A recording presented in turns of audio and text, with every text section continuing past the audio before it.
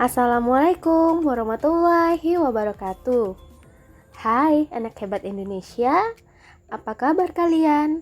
Semoga kita semua selalu dalam keadaan sehat, baik, bahagia, serta selalu dalam lindungan Allah Subhanahu wa Ta'ala.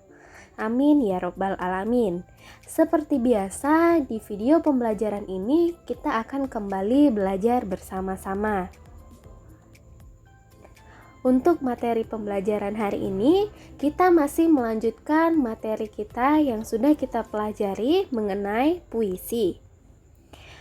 Untuk materi pembelajarannya, menganalisis unsur pembangun puisi. Silakan kalian simak video pembelajaran ini dengan baik dan saksama. Dan untuk materi yang penting, silakan kalian catat ya.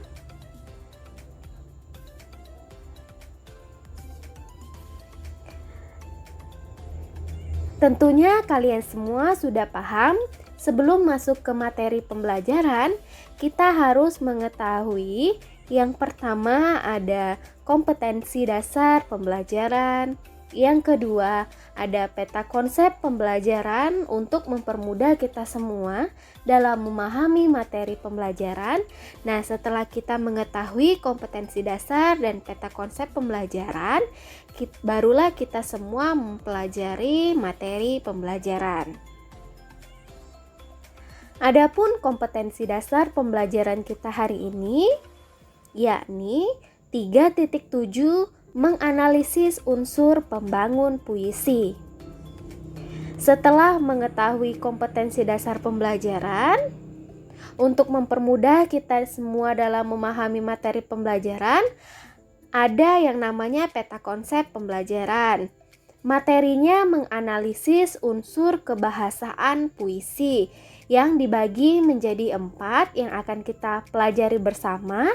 Nah, yang pertama ini ada menganalisis diksi dalam puisi. Yang kedua, menjelaskan imaji dalam puisi. Yang ketiga, mengidentifikasi kata konkret dalam puisi. Dan yang keempat atau yang terakhir, menjelaskan rima atau irama dalam puisi. Silakan kalian pelajari dan pahami peta konsep pembelajaran ini terlebih dahulu. Baiklah, jika kalian semua sudah memahami peta konsep pembelajaran, barulah kita masuk ke materi pembelajaran. Materi pembelajaran kita hari ini, yang pertama ada menganalisis diksi dalam puisi. Adapun tujuan pembelajaran kita hari ini, setelah mempelajari materi ini, kita semua diharapkan mampu yang pertama menganalisis diksi dalam puisi, yang kedua menjelaskan imaji dalam puisi, yang ketiga mengidentifikasi kata konkret dalam puisi, yang keempat menjelaskan rima atau ritma dalam puisi. Setelah mengetahui tujuan pembelajaran, kita akan mempelajari materi pembelajarannya. Nah, untuk materi yang pertama ini ada menganalisis diksi dalam puisi.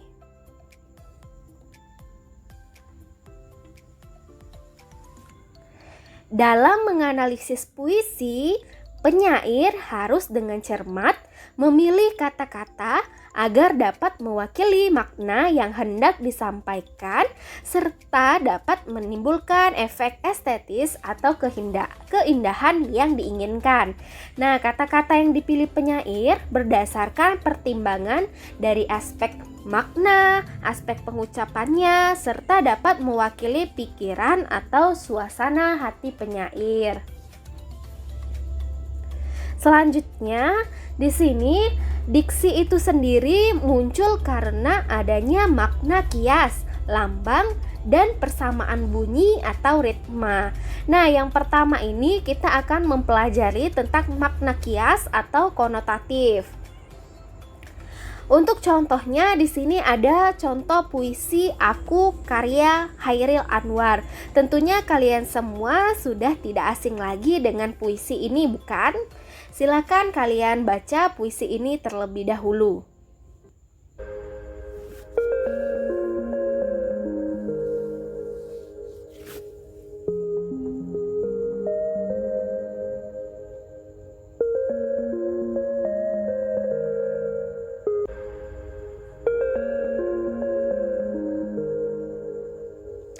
Oke, jika semua sudah selesai membaca puisi tersebut, di sini ada larik binatang jalang dari kumpulannya terbuang. Dapat diartikan orang yang selalu bersifat atau bersikap memberontak dan berada di luar organisasi formal. Nah, penyair memilih kata binatang jalang untuk menggambarkan bahwa aku di sini adalah orang yang tidak bisa mengikuti aturan atau norma sosial yang berlaku di masyarakat tersebut. Serta dalam kehidupan nyata, orang-orang seperti ini menjadi orang terbuang, tidak diakui keberadaannya. Oleh karena itu, Chairil Anwar memilih kata-kata terbuang. Nah, selanjutnya yang kedua atau yang B ada lambang atau simbol. Tentunya di dalam puisi banyak digunakan lambang, yaitu penggantian suatu hal atau benda dengan benda lainnya. Ada lambang yang bersifat lokal kedaerahan, nasional, ada juga yang bersifat universal, berlaku untuk semua manusia. Misalnya bendera adalah lambang identitas negara, dalam bersalaman adalah lambang persahabatan, pertemuan, atau perpisahan. Untuk lebih jelasnya, silakan kalian cermati dan pahami puisi yang berjudul Surat kepada Bunda tentang calon menantunya karya W.S. Rendra.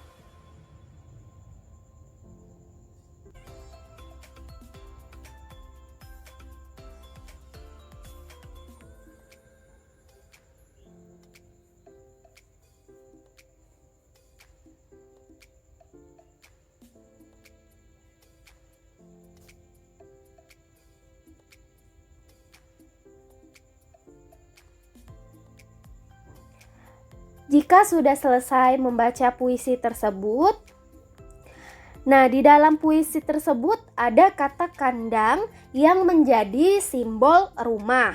Di sini penyair memilih kata kandang karena kandang sendiri merupakan simbol tempat tinggal bagi binatang peliharaannya dan di dalam ketersediaan kebutuhan pangan yang cukup bagi binatang peliharaan tersebut.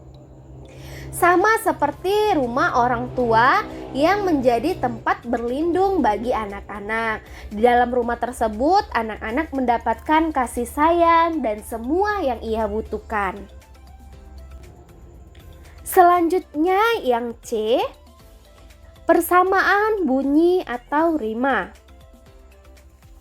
Pemilihan kata di dalam sebuah baris puisi maupun dari satu baris ke baris lainnya harus mempertimbangkan kata-kata yang mempunyai persamaan bunyi yang harmonis guna untuk memperindah sebuah puisi.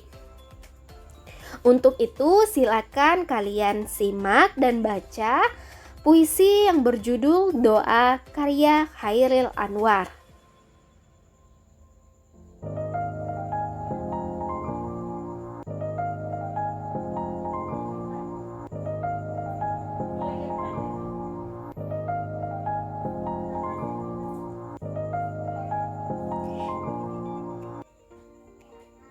Ya, di dalam puisi tersebut, Chairil Anwar dengan cermat memilih kata-kata yang secara bunyi menghasilkan persamaan bunyi. Nah, persamaan bunyi membuat puisi tersebut semakin indah ketika dibacakan. Berdasarkan jenis-jenis rima, pertama dapat dilihat secara vertikal atau persamaan bunyi pada akhir baris dalam satu bait. Nah, jenis-jenisnya adalah sebagai berikut. Yang pertama, jenis rima sejajar berpola, yaitu A pada baris pertama sampai baris keempat. Nah, yang B, rima kembar berpola. Ada contohnya AAA atau BB. Untuk yang ketiga, rima berpeluk berpola, AB, BA. Dan yang terakhir, rima bersilang berpola, AB, AB.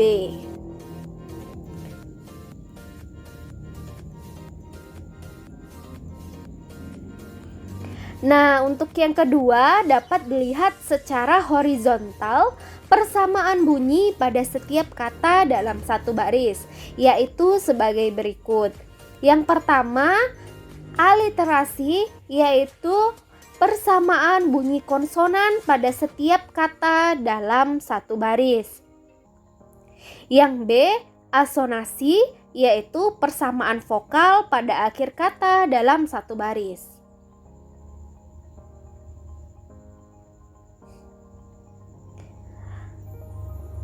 Selanjutnya materi yang kedua, yakni menjelaskan imaji dalam puisi.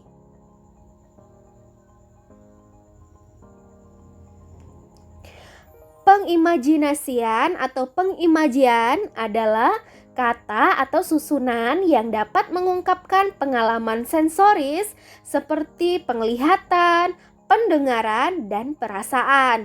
Terdapat hubungan erat antara diksi, pengimajian, dan kata-kata konkret.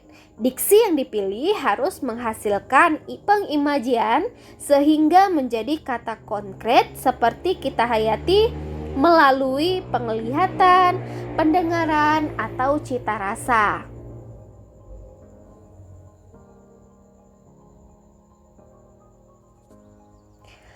Berikut ini adalah jenis-jenis imaji dalam puisi sebagai berikut.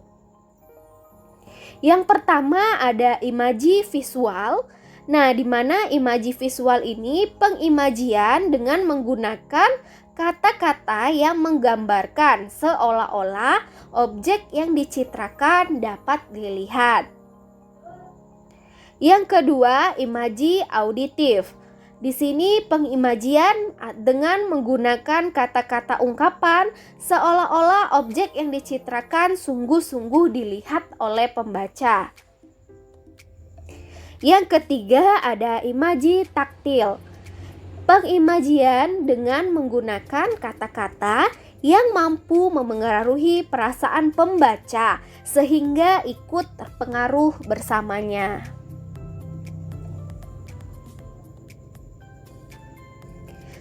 Selanjutnya, materi yang ketiga, mengenai mengidentifikasi kata konkret dalam puisi.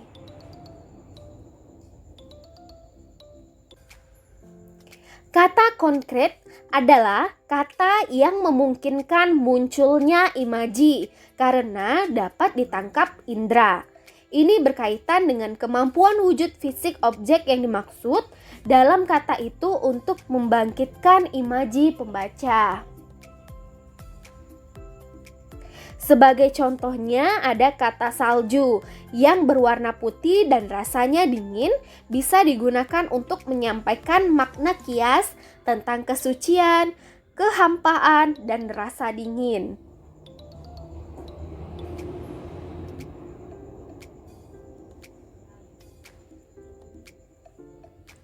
Dari konsep makna yang terdapat dalam kata salju tersebut, penyair bisa memilih kata salju untuk menggambarkan misalnya rasa rindu.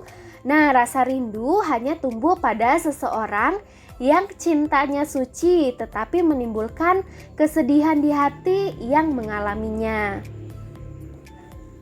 Dengan kata konkret, Pembaca dapat membayangkan bahwa dengan secara jelas peristiwa atau keadaan yang dilukiskan oleh penyair. Pengkonkretan kata ini berhubungan erat dengan pengimajian, pelambangan, dan penghiasan. Ketiga hal itu dapat memanfaatkan gaya bahasa untuk memperjelas apa yang ingin dikemukakan. Silakan kalian perhatikan contoh berikut ini. Ada kutipan puisi yang berjudul Balada Terbunuhnya Atmokarpo, karya W.S. Rendra. Dengan kuku-kuku besi, kuda menembah perut bumi. Bulan berkhianat, gosokkan tubuhnya pada pucuk-pucuk parah. Mengepit kuat-kuat lutut penunggang perampok yang diburu. Surat bau keringat basah, jenawi pun telanjang.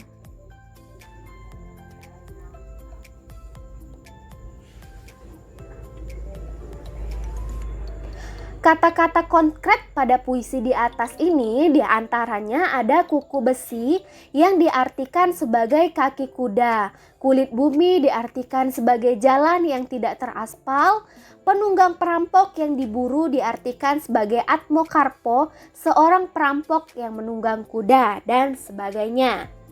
Nah, untuk materi yang terakhir ada menjelaskan rima atau ritme dalam puisi.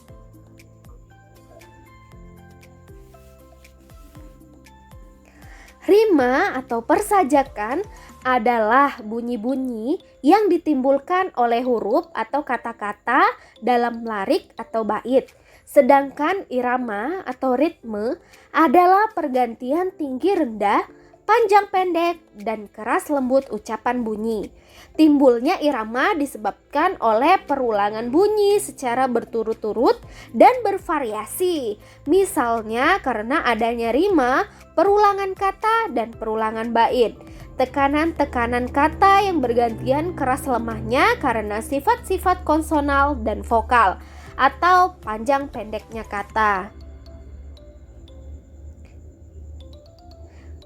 Dengan kata lain, rima adalah salah satu unsur pembentuk irama. Namun irama tidak hanya dibentuk oleh rima, baik rima ataupun irama dapat menciptakan efek musikalisasi pada puisi, membuat puisi menjadi indah dan enak didengar meskipun tanpa dilagukan. Nah, berdasarkan jenis bunyi yang diulang, ada 8 jenis rima, yaitu sebagai berikut. Yang pertama ada rima sempurna, yaitu persamaan bunyi pada suku-suku kata terakhir. Yang B atau yang kedua, rima tak sempurna, yaitu persamaan bunyi yang terdapat pada sebagian suku kata terakhir. C. Ada rima mutlak, yaitu persamaan bunyi yang terdapat pada dua kata atau lebih secara mutlak atau suku kata sembunyi. Yang D. Rima terbuka, yaitu persamaan bunyi yang terdapat pada suku akhir terbuka atau dengan vokal sama. Yang E. Rima tertutup, yaitu persamaan bunyi yang terdapat pada suku kata tertutup atau konsonan. F. Rima aliterasi, yaitu persamaan bunyi yang terdapat pada bunyi awal kata pada baris yang sama atau baris yang berlainan. G. Rima asonasi, yaitu persamaan bunyi yang terdapat pada asonasi vokal tengah kata. Yang H atau yang terakhir, rima disonasi, yaitu persamaan bunyi yang terdapat pada huruf-huruf mati atau konsonan. Bagaimana untuk materi pembelajaran hari ini? mengenai unsur kebahasaan dalam puisi. Apa kalian semua sudah paham? Silakan diulangi video pembelajaran ini jika ada materi yang tertinggal. Terima kasih telah mengikuti kelas saya dengan baik. Semoga apapun yang kita pelajari hari ini, insya Allah bernilai ibadah dan bermanfaat bagi kita semua. Saya akhiri. Wassalamualaikum warahmatullahi wabarakatuh. Salam hebat anak Indonesia. Tetap patuhi protokol kesehatan. See you on the next video.